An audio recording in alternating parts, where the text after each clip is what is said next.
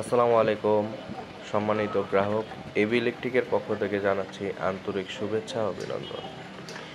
এবার আপনাদের জন্য নিয়ে আসলাম একটি ইন্ডাস্ট্রিয়াল মাল্টি সকেট।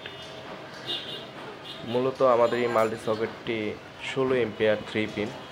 এটা 3 পয়েন্টেরও হয়, যেমন আপনি দেখতে পাচ্ছেন 3টা ফিমেল লাগানো আছে।